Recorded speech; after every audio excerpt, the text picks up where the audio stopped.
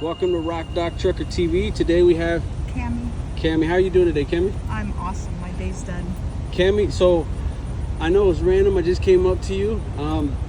You know, it's very rare nowadays to hear somebody that say that they have 30 years of experience. You have 30 years of experience in trucking? 30 plus, yeah. Wow. How did you get into trucking? It's all I ever wanted to do. Really? And how old were you when you got into it? Let's see. I'm going on 59 now, so Okay. I was in my 20s. Okay. And if you don't mind, where are you from? I'm from Arizona. Arizona? Mm-hmm. Okay. Born and raised. Born and raised? Okay. And have you been to every single state? Except Hawaii and Except Alaska. Hawaii and Alaska. Okay. So one of the things that I like to ask a lot of the drivers out here is, when you first got into it, what was your first experience with your trainer? Like, how was it? Because obviously we go through the school, we get the CDLs, but then did they have trainers like they do now back then? I never did go with the trainer when I first started driving. Okay. When I first started driving, my first company I went with, I had like 1 week more experience than the person they put me with. Really? But because he was a man, they made him first seat. Oh, wow. And we went out. We were tamed for about 3 weeks, and I told them, nah. No? It's when you wake up from a sleep, kicking the foot of the bunk, trying to hit the brakes. When I first started driving, a lot of the mentality was, if you were a woman driver, you were basically a second logbook. Wow. Yeah. That's crazy. They thought that men who had their old ladies or had a woman driver on the truck, Mm-hmm. they used them so that they could drive under our logbooks that we couldn't drive. Okay. Makes no sense. You'd go into a restaurant. Now back then they had the trucker section, Yeah. which was awesome. Little phone on the wall. I've been into the restaurants by myself, went into the trucker section, couldn't get waited on Oh, wow. because I was a woman. Really? Or I had a husband that was a driver. We drove 2 different trucks, and I met up with him in one restaurant. I sat down with him, and woman ignored me completely. Wow. Because I was a woman. It was hard back then. They didn't have the solo showers in a lot of places like they do now. So us women didn't get a shower because they were always in the men's room. Wow. Yeah, it was something. It was something, but it was fun. Okay. There were barbecues in the truck stops. There were poker games. You know, people sat their lawn chairs out between the trucks and visited. We don't do that You anymore. don't do that no more, yeah. No. We used to take flatbeds. Someone would have a boom box or something. They'd put the barbecue grills on the flatbed and the boom box, and we'd sit out there. Have a luau. Oh yeah. It was great. You don't get that no more. So, see, that's something I didn't know. So, can you talk to me a little bit about the trucker section in restaurants and Well, kind of, because a lot of the new drivers and coming in, I mean, we're so used to how it is now that we don't understand what it was like then. And you talked a little bit about it, how, you know, back then we used to, you know, people used to come out and have the luau's outside. So talk to me a little bit about the trucker section. And do you think that's something that should be brought back? yes, I do. Okay. Nowadays we go into a place and all you've got is McDonald's and Burger King. Oh, I can't stand it. You and me both. Back then you went into like a Petro or a TA 76. I miss them. Go into the restaurant and you'd have a trucker section. that said professional truck drivers only. We got waited on because they knew we were under a time. You know, we crunched. They understood our time limits. So they poured our coffee, waited on us, got us in and out. Where people that were just coming in to eat, you know, that weren't drivers, they had the whole other section. They had time to sit around and pussyfoot. You know, it was great. Back then, we didn't have fuel cards. Yeah. We had to find a payphone, call in, and say, I need a com check for fuel. First, we'd have to pump it, find out how much the fuel came to. Then we had to call in for a com check to pay for the fuel. This business of us getting on and off the island real quick, I'll pay. Oh, so the wait times on the islands were longer then? Yes. Okay. Yeah, because I know that's some of the reasons I see a lot of truck drivers get into arguments or fights. Because people park on the fuel island and just do their 30-minute. And back then, they were a lot longer than 30 minutes. Yes. So the lines were, I would assume the lines were longer then? Sometimes. Sometimes. Kind of depend the area you were in? Yeah. Okay. But it was easier then, it seemed. Even though we had to make that phone call, it was easier. It was more laid back. You know, now everyone's under gotta go. We were back then also, but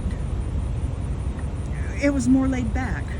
So do you think that the time restrictions that the DOTs have placed on them has made it a little bit more, instead of it being stressful, yeah, instead of it being more structured, it kind of puts more pressure on the driver? Yes. Okay. Because I drive down the road and I'm constantly watching that clock. I'm watching for the 8-hour tick down. You know, I have to take a half-hour break before 8 hours is up. I have to stop driving, find a place to park before the 14-hour clock is up, or before the 11-hour. It's just, it's stressful. Yeah. And with the amount of trucks we've got nowadays, sometimes you have to stop an hour, 2 hours before you want to, because you know you're not going to find a parking place. So my next question to you is that in this day and age of truck driving, one of the biggest problems that I see personally is I feel that people are just passing people along through these CDL classes and these and just like, you know, here's your CDL, go ahead and take it, and now you're on the road. That's what it is. So my question to you is, what do you think it needs to be a little bit more stricter, and actually they actually, instead of just passing them through, actually like really make them, the classes should be longer? Yes. They used to be longer. Okay, they used to be longer. When the CDL course first came out, they were anywhere from 6 to 8 weeks. You had your classroom, which is where they taught you how to do a logbook. You learned all the bookwork stuff. So you actually learned how to actually like log everything correctly, yes. 100%, and you learned rigorous then. You learned how to read a map. And they don't do that. Nobody knows how. I still keep one in my truck. Yeah, so do I. You know, because you need a map. I don't care who you are. You need a map. I was a trainer at one point. Didn't do it for long. Yeah. They scared me. They no longer teach what you call a button hook. I had a student that would not get in the right-hand lane to make a right-hand turn. He refused to get in the turn lane.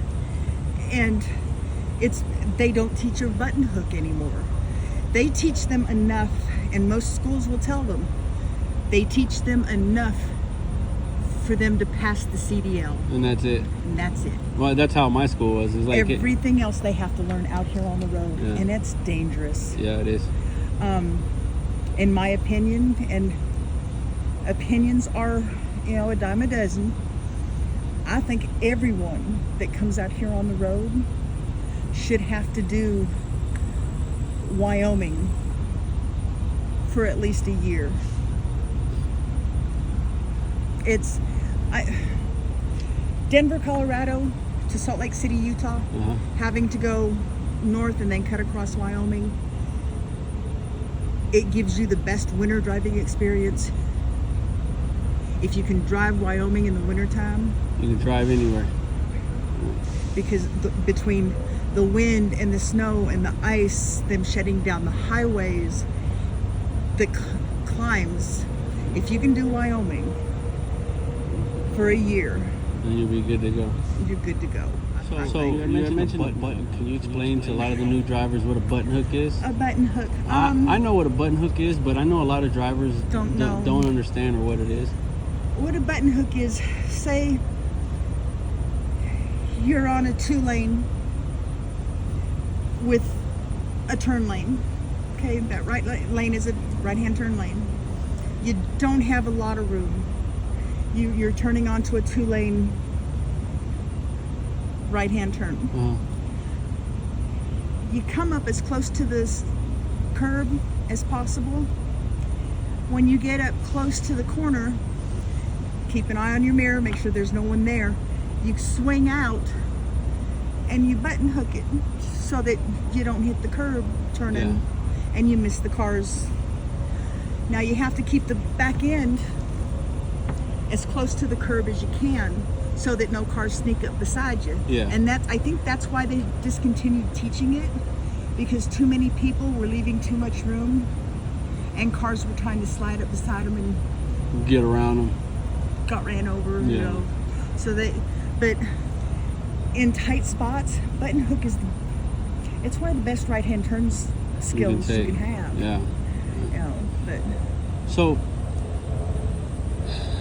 I know one of the biggest, I know for me, even though I do my pre-trip, post-trip, and mid-trip, and I do it every day just because I'm like you, I've seen so much out here. And mind you, I've only been out here since 2016, and I've seen some scary accidents. So that makes me do my pre-trip inspection. But it never fails that when I go past the weigh comes scale, up on their computer and say the company score is really high, they're going to pull you in. It's a gimme, because the drivers have done such a poor job maintaining the trucks. Yes, that they're going to pull you in to see what you missed. Okay.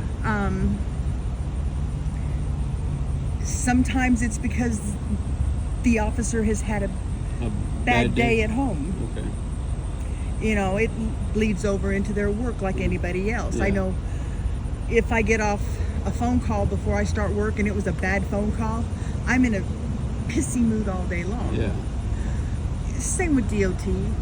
Plus, no matter what the DOT officers do, good, bad, or indifferent, Still helps. somebody, one of us drivers out here are gonna flip them shit. Yeah. Excuse my language. No, But that's fine. That's just to let you know that's that's what my channel's about. I want you to be as free and open as you can. So many drivers take it personally, and it's not personally. A DOT officer is there to do their job. Okay.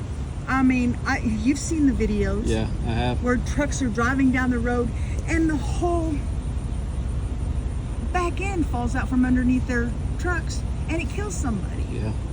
You know, they're trying to do their job, we're trying to do ours. And if we do our job, getting pulled in for that 15 minutes isn't going to do nothing but take a little bit of our time. Yeah. And maybe if they do find something that we've missed, because nothing's 100%. Yeah. I mean, I know I've done my pre-trip, got 15 minutes down the road, ended up with a flat between here and there in 15 minutes. Yeah. And they caught it where I didn't. Okay. You know, so it's So do you think that, okay, so I understand the structure that the way they have it, the point system and the fines, but do you think the fines could be done away with and just kind of more along the lines, just more of the point system? I think the fines on us truck drivers, You think it's a good thing? not for as high as they are. Okay. I'm sorry. I don't make as much as people think I do. Yeah. I mean, my paychecks look great on paper, But when you break it down, I'm a lease purchase. Everything to do with this truck is on me. My repairs, my fuel, my scale tickets, my tolls, everything is on me. My tires, on me. The only thing I don't have to pay for is anything to do with the trailer. Okay. So when you take my truck payment, my repairs, my permits, all that stuff out of my paycheck for the week, I ain't making as much as they think I am. And all these high fines that I try to stay away from, they come out of my paycheck, and that's coming out of my home. Yeah. We don't make as much as people think we do. So do you feel that they can restructure the fines and lower them? I think they can. Okay. So that's an improvement that I think DOT should really consider is Yeah, 'cause restructuring those fines, because trust me, I know the fines. I've never had a fine, but I've talked to other drivers. Have you seen the overweight fines there Yeah. are? What about the restrictions I've they heard. have from state to state? Do you feel that all restrictions should be the same all across the board? Or do you feel that the restrictions they have in certain states, like I know mostly every truck driver, I would say a high 80-90% of drivers don't like driving to California because they have so many restrictions for drivers out there. Yeah, California's a whole. I don't like California. No. Back in the day, like Ohio used to be 55 for trucks, whatever it was for cars. They came, and they fixed that. I think most states should be the same. This business is, they think we're computers. As a truck driver, Right. we have to know the laws in each and every state we go in. The traffic laws. In this state, you get a flashing red arrow, and you can turn on that flashing red arrow as long as you stop. In this state, you don't have a flashing red arrow. You just got a green light. You got to stop and wait till traffic goes before you can turn. It would help if they would make it the same across the board. Right. Because I'm not a computer, and the older I get, I'm sorry, my memory ain't the same. Yeah. And people think our job is easy.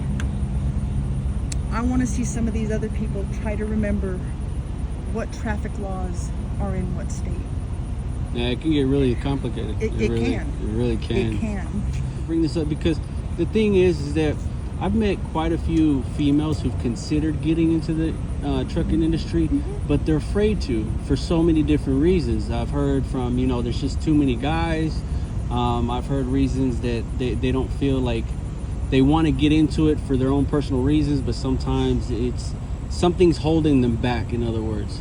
What kind of advice can you give the female drivers out here? What's some things that can help them be out here on the road? Are you okay with talking about that a little bit? Sure. Okay. I've had my problems. Don't get me wrong. In the past, when I was younger, when I was actually, I've had my problems in the past. But for the most part, I don't have problems.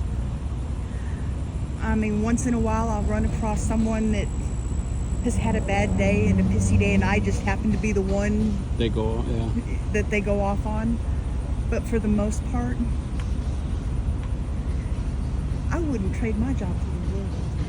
Especially as a female driver. I drive solo. I got my puppy.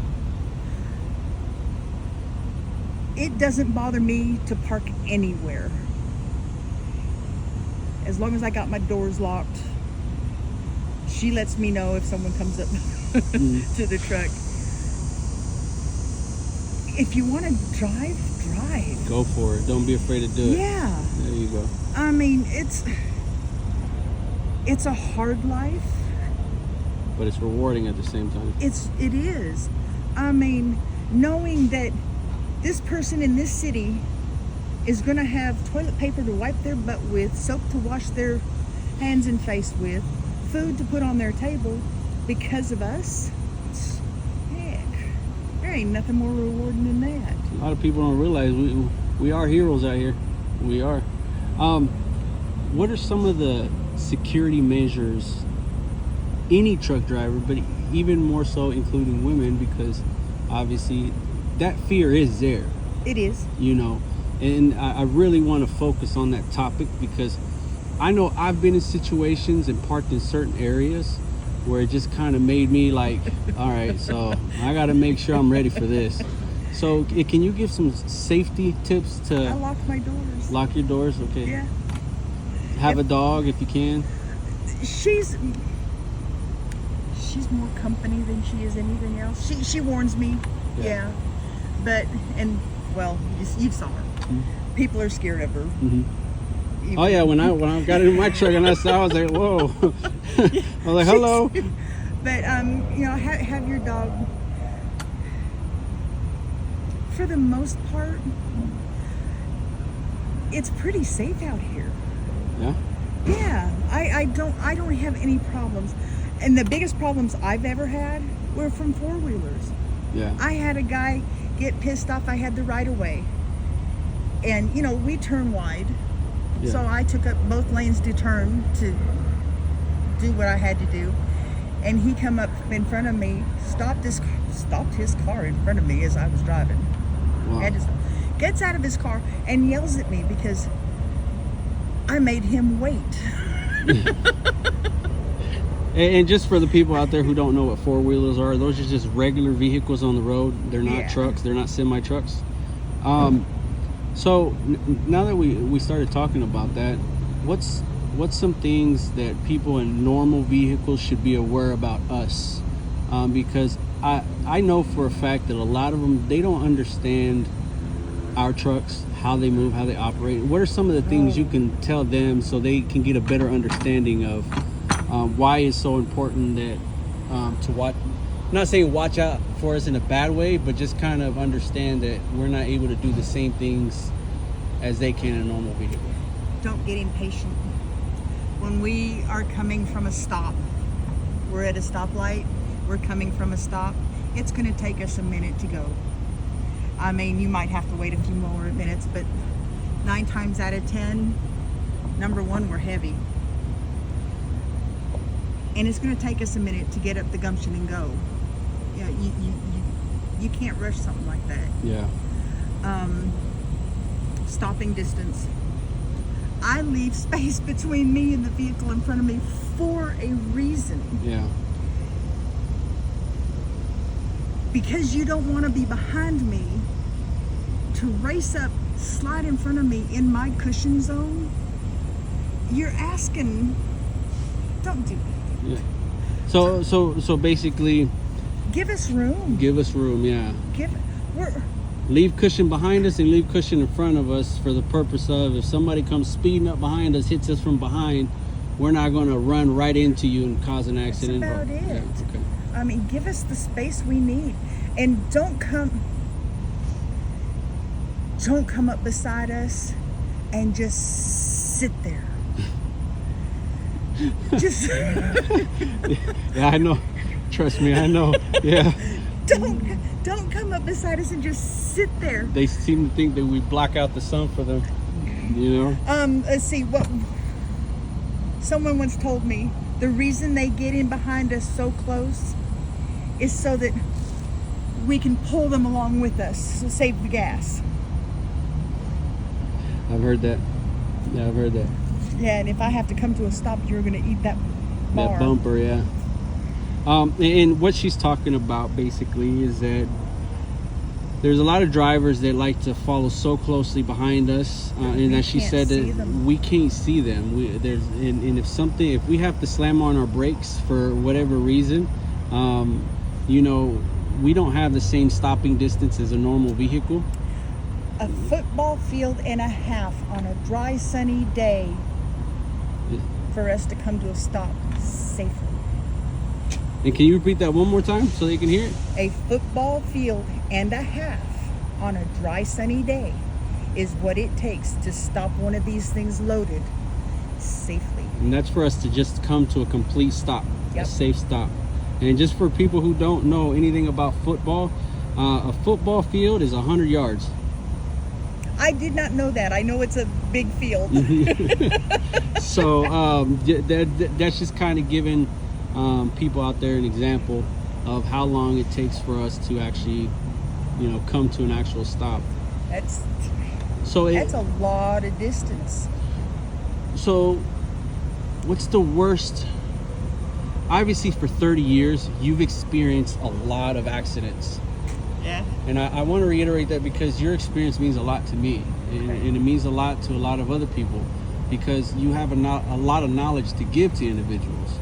And with 30 years, my question is, what is the worst accident you've ever seen that you can recall? Because I know just from the time I've been driving, I've seen quite a few. There's so many. There are so many.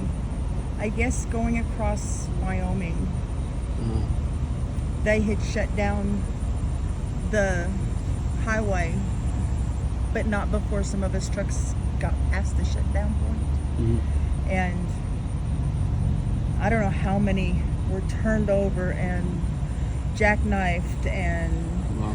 I remember one, how he managed it, I don't know, but the tractor and part of the trailer were on the second level of a car hauler. The tractor was on this. Wow. Yeah, I don't know how it happened. I think he watched Dukes of Hazzard before he left home. I can't imagine what was going through his head as he Right. was making that. Yeah, I can tell you the worst thing that scared me so bad. I was in California, and I was making a right-hand turn.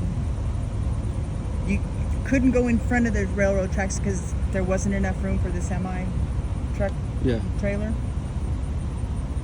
We're coming around the corner, and all of a sudden this car stops dead in front of me as I'm going across the tracks. There's a train coming. Arm comes down. The arm came down between my tractor and my trailer. Ooh. That is scary. I didn't realize it had come down between. I tried to back up, and saw that it was down. I couldn't have backed up because cars were on my butt. Couldn't go forward because cars were. I sat there and I didn't even jump out. I was stupid. I was really stupid. Had my tractor up against the bar, white knuckled on my steering wheel, saying, "Holy shit, holy shit, holy shit, don't hit me, don't hit me." And That close. that close to the nose of my truck. Wow. Scared the daylights out of me. Wow. All because people were in such a hurry that they had to go around me and cut me off to where I couldn't complete my turn. So, nah. Okay. Well, hey, I want to say thank you for all the knowledge. I want to say I really appreciate you taking the time to actually come out here. And you know what? My goal out here is to bring more awareness to people who don't know anything about the trucking industry. It's to bring more awareness for them to understand we're just like them. We have a job that we're trying to do, but we also have a life at home as well, and we're trying to make it home safely. The one thing can I add one thing? Yeah, sure, go ahead. Had a lot of it happen lately. I'll have my curtains closed, parked, trying to get rest because I only got 10 hours that I can rest before my next shift. And people knocking on my door and asking for money or asking for this or asking for that. I gotta say, this is my home. Them knocking on my tractor door would be the same thing as me going into a neighborhood and picking a house, someone I didn't know, knocking on their front door and say, "Hey, can you give me $5 for gas?" It's you're waking me up. Yeah. You know, we have a hard enough time sleeping out here. I mean, I know me, if I'm parked upside down, I'm either rolling out of my bed, so I'm awake all night trying to keep from rolling out of my bed. Yeah. Or I'm sleeping upside down to where I get a headache. You know, and to have people knocking on your door. It's not like it used to be. We don't have lot lizards anymore. You notice that? Yeah. We don't Security. Have, yeah. Don't have lot lizards, but yeah. So, have a good day. well, hey, you know what? Thank you for coming on Rock Doc Trucker TV. You can check her out on the channel. If you do have any questions, please comment down below.